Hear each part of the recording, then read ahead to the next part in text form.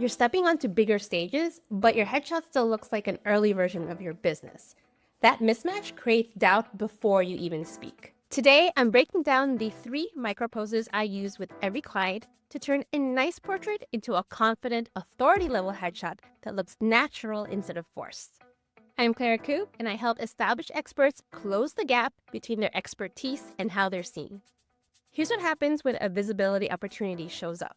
Like getting invited to speak on a big stage. They're going to ask you for your headshot. It's the first impression that new audiences will have of you. And if your headshot is outdated or doesn't showcase you professionally, it quietly lowers the room's expectations. So you rush to book a photographer, assuming that someone with good lights and a fancy camera will give you a good headshot. But the problem is not every photographer knows how to pose you for authority. When you're not coached through the micro poses that help your body and face convey confidence, you walk away with technically good photos that don't feel like you, or you feel like you look awkward, and you end up never using them. Let's dive into the 3 micro poses that make a difference in your headshot. Micro pose number 1, the lean in. Think about someone leaning toward you during a conversation.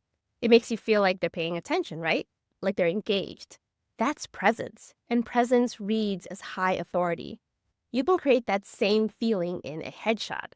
So before I ever take the photo, I first adjust how you're standing relative to the camera. First, I want you to roll your shoulders back so you're not slouching. Then turn your body about 30 to 40 degrees away from the camera lens so that you're standing at an angle. Without moving your feet, rotate the top half of your body and your head to turn back towards the camera straight on.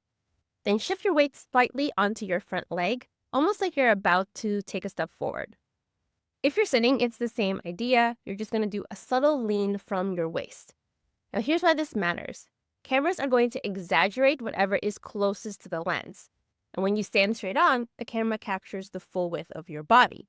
But when you angle your body and lean in, your face becomes the closest thing to the lens. And that's what the camera emphasizes.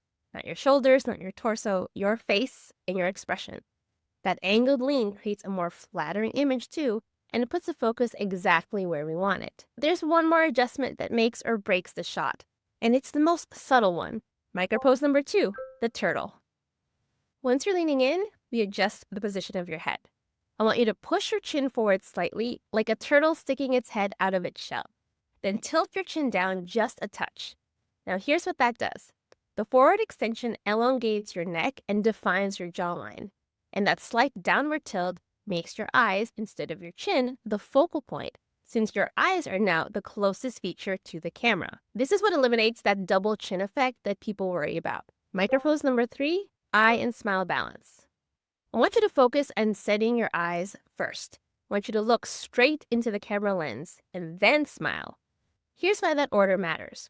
When you smile first, your eyes often react by squinting or closing slightly, especially if you have a big, wide smile. But if you set your gaze first and then eye the smile, you're more likely to keep your eyes open and engaged. If your 100% full-on smile ends up making your eyes disappear, then I'll ask you to bring the smile down to about 50% of what you would normally do.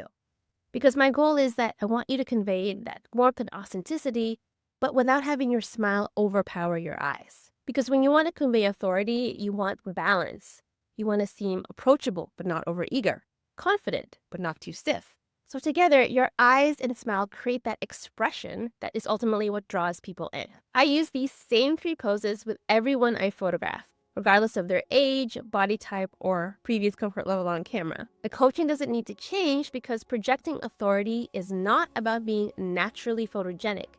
It's about being positioned correctly.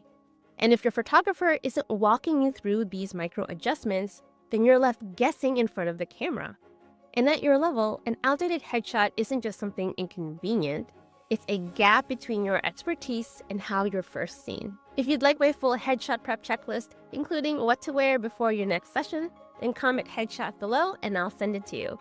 Because closing the gap between your expertise and how you're seen starts with mastering your most visible signal, your headshot.